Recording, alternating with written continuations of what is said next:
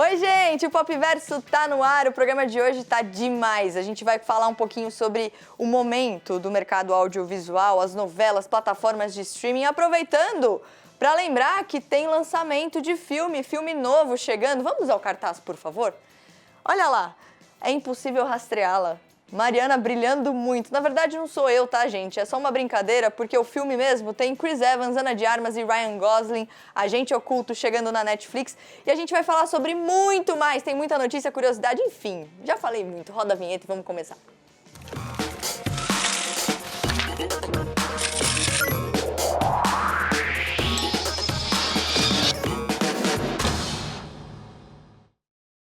A gente começa o programa de hoje com presença ilustre aqui no estúdio. Gostou, vai? Ricardo Feltrin, repórter de TV e mídia, com telão com o seu nome. Obrigado, hein? Que recepção, né? Adorei. Faltou bolachinhas.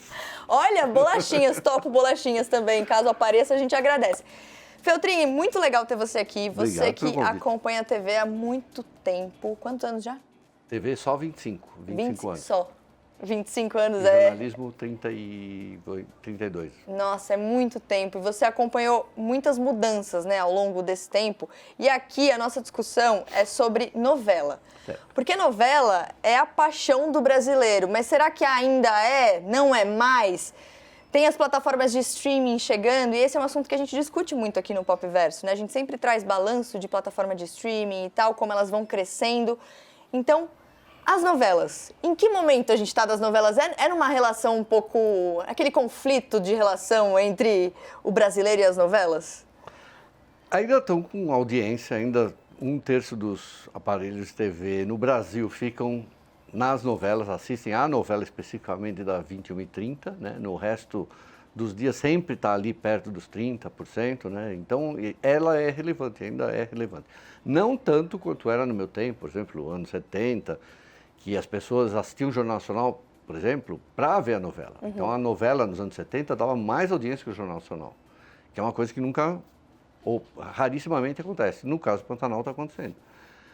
Então, que é paixão do brasileiro, ela é. Agora, se esse formato que a gente viu nos últimos anos vai continuar sendo, eu acho que não.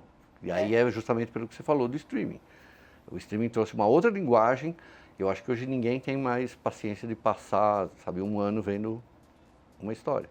E você falou sobre Pantanal, e Pantanal conseguiu fazer um movimento muito interessante, que é de trazer o pessoal mais jovem, né, para assistir novela. Então, e não só assistir, comentar também, porque Sim. o Twitter, falando de Pantanal, assim, é impressionante, as pessoas estão realmente dia inteiro. comentando. Então, é um fenômeno novo, assim, digamos, né, de você trazer essa galera mais jovem para consumir um tipo de conteúdo que era de uma outra época. Eu não tinha pensado, você até está me dando uma pauta, que é talvez ver a faixa etária que está vendo, voltou a ver Pantanal, fazer uma comparação. Porque eu nunca notei isso em outras novelas. Mas a gente tem que lembrar que Pantanal é uma exceção, né? Porque a Globo, há 3 anos, já decidiu diminuir o tamanho das novelas. Tem uma questão também que, enfim, quando a gente fala de Brasil, muitas vezes a gente está falando de situações completamente diferentes socialmente. Então, às vezes, a pessoa não tem como pagar uma plataforma de streaming, então a novela é o conteúdo que ela tem de fato. Mas tem uma mudança de comportamento também, no sentido de eu quero consumir o conteúdo a hora que eu quiser. Então, as novelas hoje também, né? Você consegue assistir em outro momento. Então, já está mais na mão do público, né? O conteúdo que ele quer ver. A gente fala de público, eu sempre lembro disso, porque tem 80 milhões de brasileiros que não têm banda larga. Então, a novela tem essa importância, acho que principalmente para essas pessoas. E o que aconteceu foi que o streaming acabou mudando esse comportamento, porque o streaming são 8 episódios, vai para outra temporada, 10 episódios. E em novela as pessoas estavam acostumadas a ver 1 ano, 8 meses. Então, Pantanal, se está fazendo isso de trazer mais jovens, já é por si um milagre que eu não via desde 2015. E também de fazer produções mais curtas também já é um sinal, de repente, dessas novelas tentarem se adaptar a esse mercado novo, né? Então, como você acha que as novelas precisam se adaptar para não perder o espaço hoje em dia? Aí a gente vai voltar lá para 2010, que é quando começa a acabar, não tem autores mais de novelas. Então a Globo, você veja, durante 20 anos, 30 anos, a Globo tinha 6, 7 autores que cada um fazia sua novela a cada 3 anos. Silvio da Abreu, Benedito Rui Barbosa, sabe, sempre isso, mas tinha aquele grupo. Então demorou para surgir novos escritores. Então, se você pegar só entre 2000 e 2010, se você visse a quantidade de novelas que tinha a história do bebê trocado na maternidade, era insuportável. Todas as novelas tinham trocado bebê, você entende? Então isso vai matando os argumentos e acho que cada vez menos tem menos argumentos. Pantanal é uma coisa histórica, porque misturava aquela coisa cenográfica que não tinha acontecido, uma trilha sonora absolutamente diferente de tudo, eu não gosto, mas foi revolucionária, né? E uma história que ninguém nunca tem pensado, de realismo fantástico, entende? Daquele jeito, longa, bonita. Então, eu vi a primeira exibição de Pantanal, meu filho tinha nascido um pouco antes, ou um pouco depois, não lembro agora, e você não conseguia parar de assistir, né? Agora está causando isso. Eu acho que quem não está sendo muito falado em toda essa história é o autor da novela, né? Eu vi só umas 2, 3 matérias sobre ele, que é o Benedito Rui Barbosa, né, que a história é fantástica, né, e o que você perguntou depois, que era... Qual é o formato que você acha que as novelas vão ter que adotar para achar o espaço? Enxugar, né, talvez ir para nichos. Eu nunca pensei, por exemplo, numa novela que só todos os personagens fossem negros e os empregados fossem brancos, por exemplo. Talvez inventar alguma... E a construção da história, né? Então, de repente, gravar de uma vez e soltar. Ou tem alguns filmes no cinema, que eu não vou lembrar exatamente, mas foram feitos 3 filmes em um só.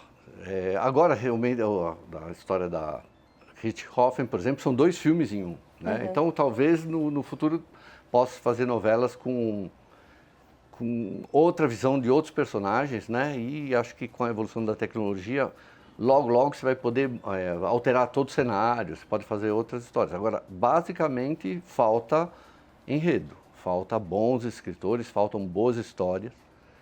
E, por exemplo, você pode ver a Record, que entrou nessas novelas bíblicas. Já encheu, ninguém está aguentando, desabou.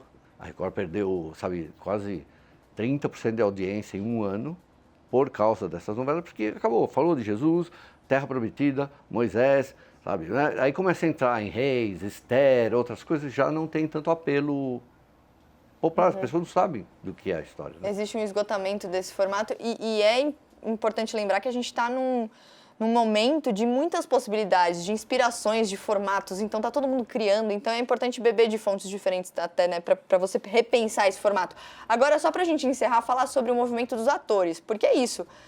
Lá atrás, a gente tinha atores com contratos muito longos. E aí agora, os atores estão, de certa maneira, saindo desse formato e procurando produções em streamings. Então, é um movimento novo também. Também tem a questão da demissão, né? Muitos estão sendo demitidos, acabou o contrato de 5 anos, né? Isso foi uma cultura que a Globo inventou.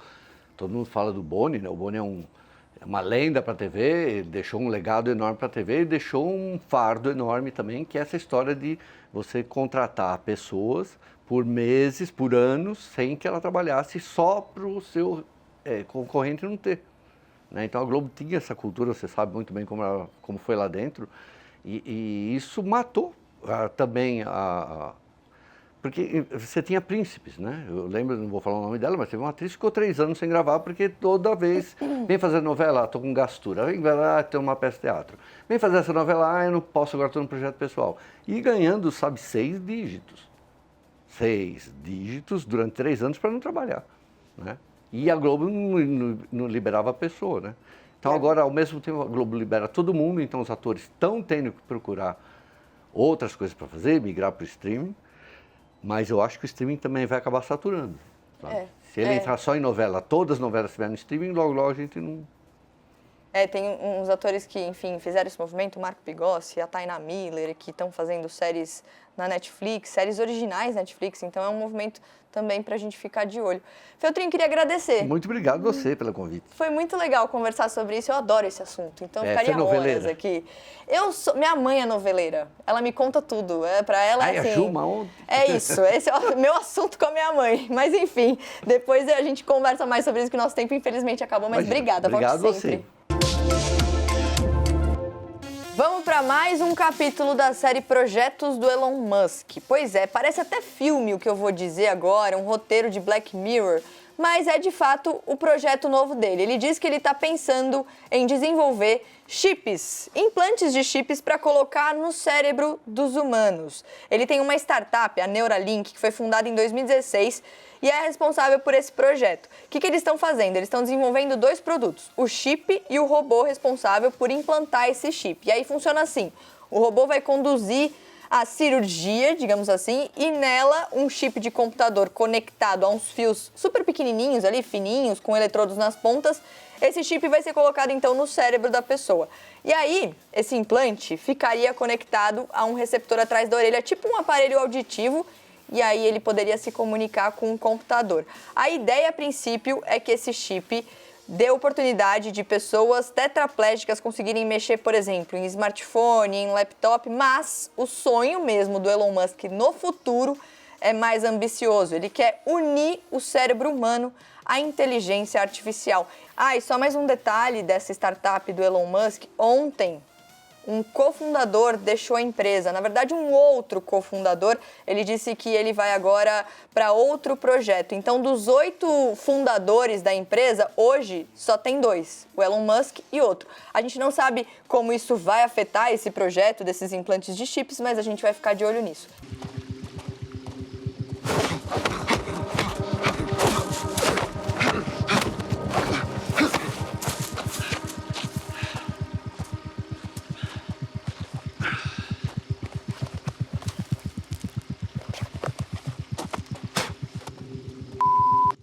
Wow, I loved it.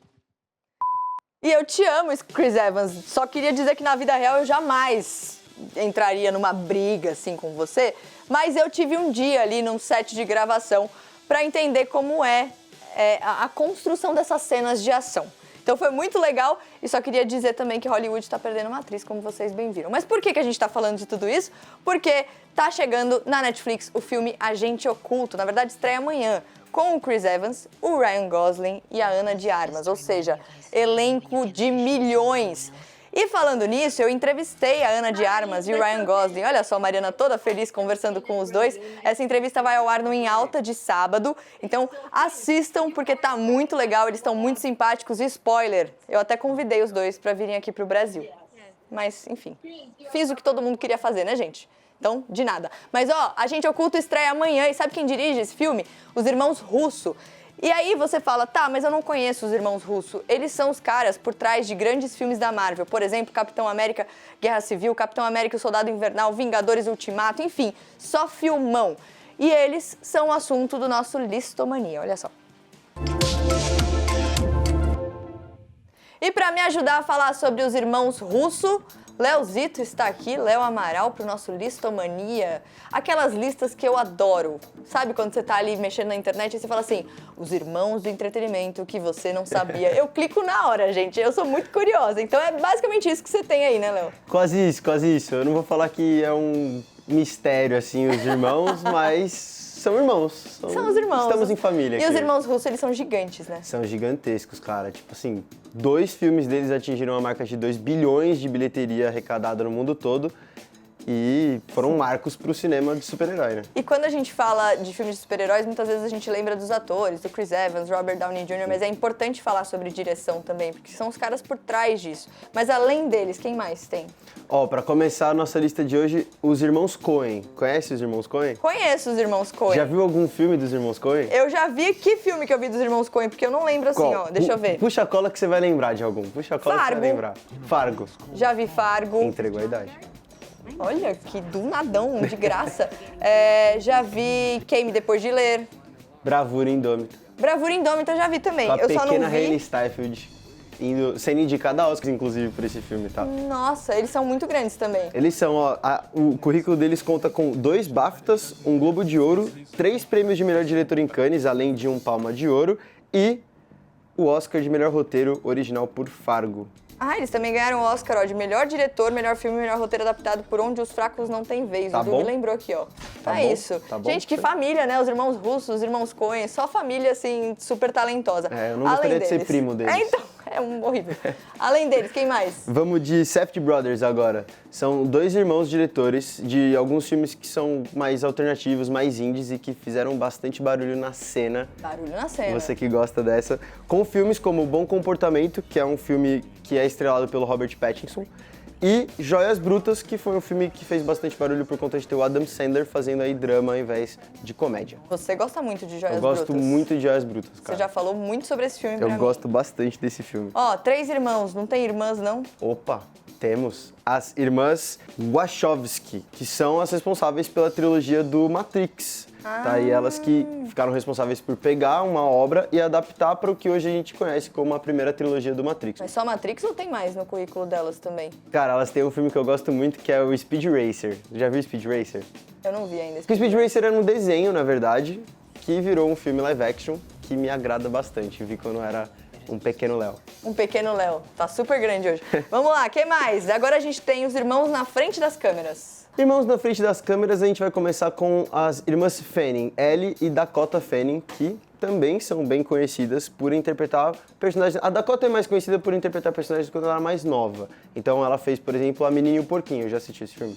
Eu não assisti, mas a Dakota, ela tá num filme que acho que é o filme da minha vida, que é o I Am Sam. Que é o filme com o Champagne, que ela é a filha dele e ele, enfim, ele tem uma deficiência intelectual e é sensacional, ela tá demais, assim, ela é uma criança, assim, uma das crianças mais talentosas, assim, de atriz que eu já vi na vida. Assim. Dakota Fanning já fez também Crepúsculo, ela era uma das vampiras dos Volturi lá, do clã de e vampiros. já fez um episódio de Friends. Que é? O que... É Princess Consuela. Muito bem, É muito isso. bem. É isso, é Muito isso. bem, Uma lição de cara, amor, é o nome do filme, I Am Sam, em português, Uma Lição de Amor. E a Ellie Fanning, ela é mais nova, mas ela também vem aí conquistando o espaço dela, sim. né? Ela fez Malévola, por exemplo, ela foi a Princesa Aurora no filme. Ela é bem boa, ela é bem boa. Ela fez também um filme Como Falar com Garotas em Festas. É bem legal esse filme, meio viagem, mas é legal. Quem mais de irmãos na frente das câmeras? Vamos falar agora de um cara que já passou pelo Popverse essa semana, que é o Ben Affleck, que tem um irmão, o Casey Affleck. Os dois são aí atores, além de produtores e diretores, né? Já participaram de filmes como Gênio Indomável, que inclusive foi o Ben Affleck que escreveu e ganhou um Oscar por conta desse trabalho. E o Casey Affleck já ganhou um Oscar de melhor ator pelo seu trabalho em Manchester à beira-mar. E é muito interessante, porque quando você bate o olho no Casey Affleck, você fala, eu conheço esse ator. Mas muita gente não sabe que ele é irmão do Ben Pois Affleck. é. E ele já fez papéis muito, muito bons, Porque assim. eles não são muito parecidos, assim. Se você parar pra olhar a foto, assim, que a gente tá vendo ali, eles não se parecem, não tem traços muito semelhantes. Mas o Ben Affleck é marido da J.Lo, então assim... Mas eles têm um talento aí... Maravilhoso. Gigante. Eles são muito bons. Então, que família, minha gente! Essa foi a nossa listomania de hoje com os irmãos da cultura pop, do entretenimento. E, Léo, só uma coisa. Diga. Você é do time que gosta de descansar? Eu gosto, né? Acho que todo mundo gosta de descansar. Depende, tem gente que acha que tá perdendo tempo, que não tá fazendo alguma coisa. Não, eu gosto coisa. de ter chega um domingo, você ficar mais tranquilo. Eu sou desse time sou desse também. time, sou desse Só que sabia que existem vários tipos de descanso? Vários tipos de descanso. Pois é, a gente gosta de um já, imagina, descobrir que tem mais. Exato. Tem mais. E quem diz isso, eu vou em qual câmera? Aqui, ó, pra conversar com vocês. Quem diz isso é a doutora Sandra Dalton Smith. Ela é médica e ela escreveu um livro, Descanso Sagrado, recupere sua vida, renove sua energia e restaure sua sanidade. Isso em tradução livre. E ela diz que não existe só um ou dois tipos de descanso. Existem vários. E quem explica é a Bá, aqui do nosso time, olha só. Não é difícil a gente ouvir numa roda de amigos alguém falando Pô, dormi super bem e continuo cansado. A gente confunde o dormir com o descansar, mas não é a mesma coisa. Existem 7 tipos de descanso. Presta atenção. Descanso físico. É o tipo mais comum, mas eu vou dar uma explicação bem rápida. Ele pode ser ativo ou passivo. O descanso físico passivo é dormir, tirar um cochilinho, fazer aquela soneca, dormir 8 horas e não ficar maratonando Netflix até tarde. O descanso ativo é fazer uma yoga, um alongamento, tudo que ajuda com a flexibilidade e a circulação. Descanso mental. Não adianta só cuidar do corpo, precisa cuidar da mente. E não dá para delegar isso para quando você tá de férias ou só durante o final de semana. Aproveita aquela pausa para o café, faz isso com um pouco mais de calma e sem ficar ali resolvendo um monte de pendência, dá uma respirada. Descanso sensorial. Luzes, barulho, gente falando ao mesmo tempo, somos bombardeados por estímulos o tempo todo. Não dá nem para prestar atenção no que eu acabei de falar. Os seus sentidos também precisam de uma pausa. E para isso você precisa ficar em silêncio e longe das telas. Descanso criativo. Fundamental se você trabalha resolvendo BOs ou criando novas ideias. Esse tipo de descanso vai te ajudar a recuperar aquele brilho no olho. E como fazer isso? Curtindo um tempo na natureza, vai pegar uma praia, dar uma volta no parque, pé na areia, caipirinha, água de coco. Descanso emocional. Aqui eu mando um oi pra galera que fala que é sobre isso e tá tudo bem, e na verdade tá tudo bem mal. Você precisa deixar o seu lado vulnerável aparecer, falar sobre o que você tá sentindo de verdade. E também é importante saber dizer não quando precisa. Terapia também dá uma ajudada. Descanso social. Esse anda de mãos dadas com o emocional. Tá na hora de dar tchau para aquela amizade tóxica e descobrir quem é seu amigo de verdade, que te apoia, que te incentiva, que tá ali pra você e não tá te sugando energia. Descanso espiritual. Para citar a doutora Saundra Downton Smith, que inspirou esse vídeo, descanso espiritual é a capacidade de se conectar para além do físico e mental e de sentir um profundo senso de pertencimento, aceitação, amor e propósito. Religião, meditação, se envolver com a sua comunidade, existem formas diferentes. O importante é se sentir parte de algo maior. Agora você já sabe, não adianta só dormir bem e deixar todos os outros copos transbordando. E antes de encerrar, só mais uma notícia de um cara que é sensacional, mais de 50 anos de carreira, já dirigiu ET, Lista de Schindler e muito mais. Recentemente dirigiu o primeiro musical da carreira dele, Amor, Sublime Amor, que é um clássico. Eu tô falando de Steven Spielberg, que segue se reinventando. Por quê? Ele dirigiu também o primeiro videoclipe da carreira dele, para a música Cannibal, do Marcus Mumford. É o primeiro single do projeto solo desse cara, que é conhecido por uma banda, a banda Mumford & Sons. Inclusive, ouçam porque é muito boa.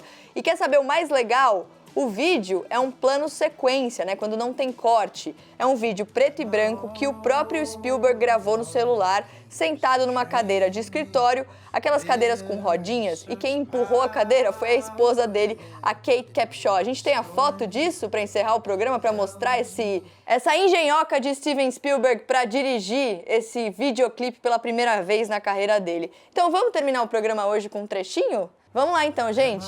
Um beijo, até amanhã. Me.